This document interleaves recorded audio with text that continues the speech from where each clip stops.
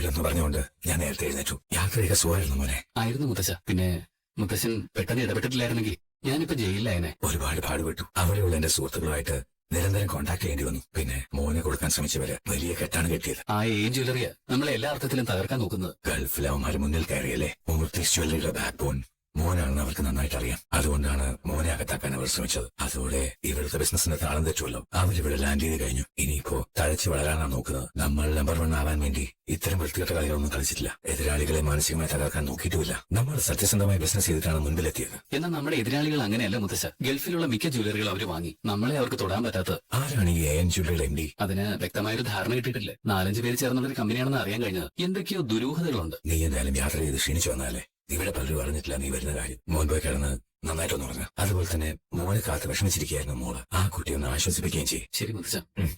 ആദർശേട്ടാ, കാണാതിരുന്നിങ്ങനെ കാണുമ്പോ ഒരു സുഖമുണ്ടല്ലേ. അത് മാത്രല്ല ആദർശേട്ടാ, ഇനി ഉടനെ കാണാൻ പറ്റില്ലെന്ന് കരുതിയ ആളെ കണ്ടതിന്റെ സന്തോഷം എനിക്കിപ്പോ. എന്നുവെച്ചാ ഇടയ്ക്ക് ആദർശേട്ടൻ ജയിലാണെന്ന് ഉറപ്പിച്ചതല്ലേ. ഇപ്പോ നമ്മുടെ കമ്പനിയുടെ വളർച്ചയ്ക്ക് കാരണം ഞാനാണെന്ന് എല്ലാവർക്കും അറിയാം. അതുകൊണ്ട് എന്നെ ഗൾഫിലേക്ക് വരുത്താൻ വേണ്ടി ഒരു കാരണം ഉണ്ടാക്കിയതുപോലെ ഓരോ സംഭവങ്ങളും ഉണ്ടായിരിക്കുന്നത്. അതിൽ നമ്മുടെ കമ്പനിയുടെ അകത്തുള്ളവരുടെ പങ്ക് അന്വേഷിക്കേണ്ടി വരും. അത് കമ്പനിയുടെ മറവിൽ കള്ളക്കടത്ത് സ്വർണം വിറ്റതുപോലെ മൂർത്തീസ് ജ്വല്ലറിക്ക് അകത്തുള്ളവർ തന്നെയാണ് ശത്രുക്കൾക്ക് പലതും ചോർത്തി കൊടുത്തിരിക്കുന്നത്. അത് കൃത്യമായിട്ട് കണ്ടുപിടിക്കാൻ പറ്റിയിട്ടില്ല. അതിനെ ആളെ ഏൽപ്പിച്ചിട്ടുണ്ട്. പിന്നെ നമ്മുടെ കൊച്ചിയിലെയും കോഴിക്കോട്ടെയും മാനേജർമാരെയൊക്കെ ദുബായിൽ കുറച്ച് ദിവസം നിർത്താനുള്ള ഏർപ്പാടും ചെയ്തിട്ടുണ്ട്. അവിടെ ഒരു ശുദ്ധികലശം എത്രയും പെട്ടെന്ന് ചെയ്തേ പറ്റൂ. അല്ല, ഇനി ഉടനെ പോകേണ്ടി വരുമോ? അത് പറ്റില്ലല്ലോ. അങ്ങനെ പോയാ ഇവിടെ ഒരാളാകെ വിഷമിക്കില്ലേ. അല്ലെങ്കിലും ഇനി പോകേണ്ടി വന്ന എന്നെ ഒഴിവാക്കിയിട്ട് അച്ഛനോ ഇളയച്ചനോ പോകും. മുത്തശ്ശനെ എല്ലാം അറിയായിരുന്നു. എന്നിട്ട് ഒന്നും അറിയാത്ത പോലെയാ അവസാന നിമിഷം വരെ മുത്തശ്ശൻ ഇരുന്നത്. ഞാനും അറിഞ്ഞില്ല.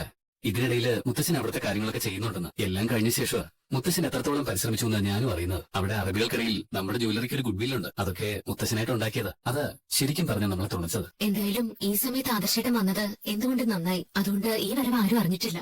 ഞാൻ ജയിലാണെന്ന് അറിഞ്ഞപ്പോ ആഹ്ലാദത്തോടെ ആ വാർത്ത കേട്ടവര് സന്തോഷിക്കുന്നുണ്ടല്ലോ. അവരെ കുറച്ചുകൂടി സന്തോഷിക്കട്ടെ. എന്തായാലും അതിനിടയ്ക്ക് അപ്പച്ചിയോട് അമ്മയ്ക്ക് ചില സത്യങ്ങളൊക്കെ തുറന്നു പറയേണ്ടി വന്നു. സഹികെട്ടൊരു അവസരത്തിലാ അമ്മ ഇത് പറഞ്ഞു പോയത്. കുഴപ്പമില്ല, അവരും അത് അറിയട്ടെ. ഏത് നേരവും സ്വന്തം മോനെ ന്യായീകരിച്ച് എന്നെ കുറ്റപ്പെടുത്തിക്കൊണ്ടിരിക്കുവായിരുന്നല്ലോ അപ്പച്ചിയും നിന്റെ ചേച്ചിയും ഒക്കെ. അപ്പോ ഒരാളെങ്കിലും സത്യം അറിയുന്നതിനെ നല്ലത്. ഇനി എനിക്കെതിരെ സംസാരിക്കാൻ അവരുടെ നാവ് പൊങ്ങില്ലല്ലോ. ഞാനേ ഒന്ന് ഫ്രഷ് ആയിട്ട് വരാം. ശരി. ഹലോ, എടാ നിന്നോട് ഞാൻ പറഞ്ഞിട്ടില്ലേ ഈ സമയത്തൊന്നും വിളിക്കരുതെന്ന്. ഇനി ഇപ്പൊ ഒരു നല്ല വാർത്ത അറിയിക്കാൻ വേണ്ടിട്ടാ വിളിച്ചത്. അതിന് നാളത്തേക്ക് മാറ്റി വെക്കണ്ടാന്ന് തോന്നി. പറഞ്ഞിട്ട് വേഗം വയ്ക്കാൻ നോക്കി. എടി, എന്റെ ഏട്ട തിരിച്ചു വന്നു. ആദർശേട്ടൻ കുറച്ചു മുമ്പേ എത്തി. ആളെത്തിയോ?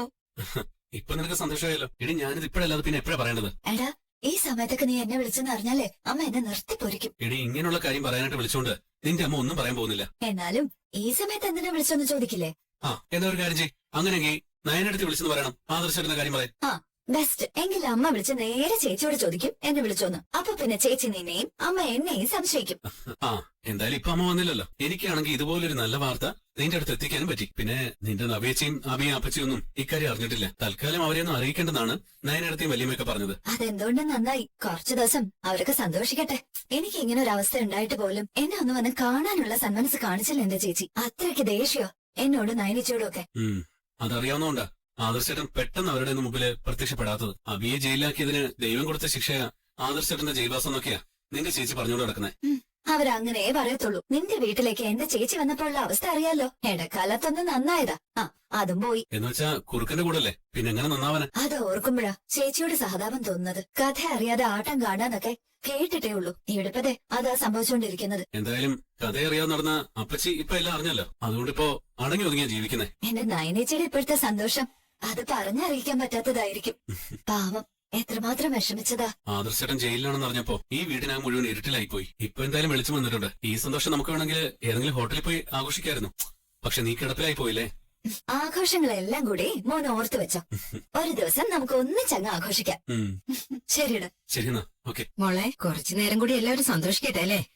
അതെ, 1-2 ദിവസം ഇങ്ങനെ പോട്ടേന്നാ ആദർശേട്ടൻ പറയുന്നത്. ഇന്നത്തെ കോലത്തിന് ഒരു പ്രത്യേക സൗന്ദര്യം ഉണ്ടല്ലോ. മോളുടെ മനസ്സിന്റെ സന്തോഷം ഇതിലും കാണാനുണ്ട്.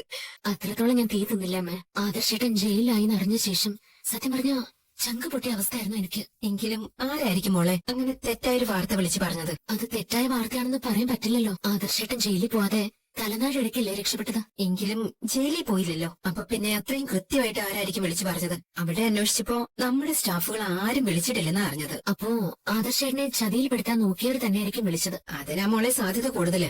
AN ജ്വല്ലറി ഗൾഫിൽ തഴച്ചു വളർന്നെന്നാ അവൻ പറഞ്ഞത്. അത് എന്നോടും പറഞ്ഞു. അതിന്റെ ടെൻഷൻ ആദർശനും ഉണ്ട്. അവരുടെ പരസ്യത്തിനാണല്ലോ മോളെ നവേ പോയത്. പറഞ്ഞിട്ട് കാര്യമില്ലമ്മേ. നമ്മളോടൊക്കെ ചേച്ചിക്കിപ്പോ പകയും പ്രതികാരവും മാത്രമേ ഉള്ളൂ. അപ്പച്ചിയുടെ നാവ് അടപ്പിച്ചതുപോലെ ചേച്ചിയെ നിശബ്ദയാക്കാനായിട്ട് പറ്റില്ല. നമ്മുടെ നേട്ടത്തിന് വേണ്ടി അങ്ങനെ ചെയ്താൽ പിന്നെ നമ്മളായിരിക്കും ഏറ്റവും കൂടുതൽ കരയേണ്ടി വരുന്നത്. അബിക്കും അവന്റെ അമ്മയ്ക്കും ചേച്ചി ഒരു വിഷയമൊന്നുമല്ല. എങ്ങനെയും ചേച്ചിയെ ഒഴിവാക്കണമെന്നാ അബിക്കിപ്പോ. പിന്നെ കുഞ്ഞിനോടും ചേച്ചിയോടും അവൻ കാണിക്കുന്ന ഈ സ്നേഹം അവന്റെ അഭിനയം മാത്രം. അവനെയും ജലജിപ്പോ തള്ളാനും പറ്റുന്നില്ല, കൊള്ളാനും പറ്റുന്നില്ല. വല്ലാത്തൊരവസ്ഥയായി പോയി. അവൾ ഏതായാലും വിളിച്ച സ്ഥിതിക്ക് അവിടേക്ക് പോകുന്നതിൽ തെറ്റില്ല. അവിടെ ചെന്ന് കഴിഞ്ഞാൽ അവളുടെ അച്ഛനെയും അമ്മയും കാണുകയും ചെയ്യാം. അതുപോലെ കല്യാണ കാര്യങ്ങൾ വല്ലതും സംസാരിക്കുവാണെങ്കിൽ ഒരു സൂചന കൊടുക്കാം. അവളുമായിട്ടുള്ള സൗഹൃദവും കൂടിക്കാഴ്ചയും അല്ല വളരെ നല്ലതാണ്. പ്രത്യേകിച്ച് അനി എന്നെ കുറിച്ച് അവളോട് പറഞ്ഞ സാഹചര്യത്തിൽ ഓരോ കൂടിക്കാഴ്ചയിലും എന്റെ മുഖം അവളുടെ മനസ്സിൽ പതിയട്ടെ. അവൾ എന്റെ അടുത്ത ബന്ധുവാണ്. അതിലുപരി ആത്മാർത്ഥ സുഹൃത്താണ്. ഞാൻ സ്നേഹിക്കുന്ന പെണ്ണാണ്. അങ്ങനെയുള്ളപ്പോ അവളെ കാണാൻ പോകുന്നതിൽ എന്താ തെറ്റ്? എന്റെ 2 ഏട്ടത്തിമാരുടെ വീടല്ലേ അത്. അങ്ങനെയുള്ളപ്പോ എനിക്ക് ഉറപ്പായിട്ടും പോവാം. പിന്നെ നവീൻ ഇങ്ങനെ കയറി ഇറങ്ങി നടക്കുമ്പോ ഞാൻ അവിടേക്ക് ചെല്ലാതിരിക്കുന്നത് ശരിയല്ല. ഏട്ടത്തിന്റെ അച്ഛനും അമ്മയ്ക്കൊന്നും അത് ഇഷ്ടമല്ലെന്ന് അറിയാം. പക്ഷേ അവൾ എന്നെ കാണാൻ ഒരുപാട് ആഗ്രഹിക്കുന്നുണ്ട്. അത് ഞാൻ അറിഞ്ഞില്ലെന്ന് നടിക്കുന്നത് ശരിയല്ല. ഞാൻ അവിടേക്ക് ചെല്ലുന്നത് അവൾക്ക് ടെൻഷൻ ആണെങ്കിലും എന്നെ കാണുമ്പോൾ അവൾക്ക് ഞാൻ അനുഭവിക്കുന്ന അതേ സന്തോഷം തന്നെ ആയിരിക്കും. അല്ലെങ്കിൽ തന്നെ ഇനി അവളെ കാണാതിരുന്ന എനിക്ക് പിന്നെ ഉറക്കം വരില്ല. അതുകൊണ്ട് ഇനി എന്ത് സംഭവിച്ചാലും ഇടിച്ചു കയറി ചെല്ലുക തന്നെ. ഞാൻ വരുമ്പോഴേക്ക് അവൻ വരുന്നുണ്ടല്ലോ. ആകെ പ്രേമം തലയ്ക്ക് പിടിച്ച് നടക്കാവൻ. ഇതുവരെ അവന്റെ നാവിന്നൊന്നും വീണിട്ടില്ല. ഇനി വീഴുമെന്തോ. അവൻ കാരണം സ്വസ്ഥത ഇല്ലാതായി. കുഴപ്പമൊന്നുമില്ല മോനെ, നടക്കാൻ ഇപ്പോഴും ബുദ്ധിമുട്ടുണ്ട്. ആ മോനോ? മോനെ കുറിച്ച് ഇപ്പൊ ഞാൻ നന്ദോട്ടിനും സംസാരിച്ചതേ ഉള്ളൂ. എന്താ സംസാരിച്ചത്? അല്ല, മോനെ പോലൊരു വക്കീലിനെ കിട്ടിയത് ഒരു ധൈര്യമാണെന്ന് അവള് പറഞ്ഞുകൊണ്ടിരിക്കുകയായിരുന്നു. അവളുടെ സ്വഭാവം മോൻ അറിയാലോ. തെറ്റ് കണ്ടാ പ്രതികരിക്കുന്നത് കൊണ്ട് കേസും വഴക്കും ഒക്കെ മുറ പോലെ നടക്കും. ആ സമയത്ത് മോനെ പോലെ ഒരാളെ സഹായത്തിനുള്ളത് വളരെ നല്ലതല്ലേ? നന്ദുവിന്റെ സ്വഭാവം എനിക്ക് പണ്ടേ അറിയാലോ. അവള് മനഃപൂർവ്വം ആരെയും വേദനിപ്പിക്കുന്ന കൂട്ടത്തിലല്ല. പക്ഷെ മറ്റുള്ളവർ വേദനിക്കുന്ന കണ്ട അതിന്റെ കാരണം തേടും. അത് പരിഹരിക്കാൻ ശ്രമിക്കും. അങ്ങനെ വരുമ്പോ കേസും വഴക്കൊക്കെ സ്വാഭാവികമല്ലേ? പേടിയാണ് മോനെ. തെറ്റ് ചെയ്യുന്നവർക്കെതിരെ മുഖം നോക്കാതെ നടപടി എടുക്കുന്നതുകൊണ്ട് ഏത് നിമിഷവും ആക്രമിക്കപ്പെടാം. അതുകൊണ്ട് അവള് വീട്ടിൽ നിന്ന് ഇറങ്ങിപ്പോയിട്ട് മടങ്ങി വരുന്നവരെ ഒരു സമാധാനം ഞങ്ങൾക്കില്ല. പിന്നെ കല്യാണപ്രായമൊക്കെ ആയല്ലോ മോനെ. പക്ഷെ അവളുടെ സ്വഭാവം മനസ്സിലാക്കിയ ഒരാൾ വരണം. എങ്കിലേ ധൈര്യത്തോടെ അവളെ കല്യാണം കഴിപ്പിച്ച് വിടാൻ പറ്റും. അങ്ങനെ ആരുടെയെങ്കിലും ആലോചന വന്നു ആന്റി? ഇതുവരെ ഇല്ല മോനെ. ഞങ്ങൾ ഓരോ ബന്ധങ്ങൾ നോക്കുന്നുണ്ട്. പക്ഷെ അവള് പിടി തരുന്നില്ല. ഓ, നിങ്ങൾ നല്ല സുഹൃത്തുക്കളല്ലേ? സമയം കിട്ടുമ്പോ അവളെ ഒന്ന് ഉപദേശിക്കേ. അതെ, അതൊക്കെ അവിടെ നിൽക്കട്ടെ. മോന്റെ കല്യാണക്കാര്യം എന്തായി? ഒന്നും ആയില്ല ആന്റി. അമ്മയും അച്ഛനും മുത്തശ്ശനും ഒക്കെ അതിനുവേണ്ടി എന്നെ നിർബന്ധിച്ചോണ്ടിരിക്കുക. ഓ, പ്രാരാബ്ദമൊന്നും ഇല്ലല്ലോ മോനെ. കുടുംബവും നല്ലതാ. അല്ല, അത് മാത്രമാണോ? ഈ നാട്ടിലെ ഏറ്റവും പേരെടുത്ത വക്കീലല്ലേ മോൻ?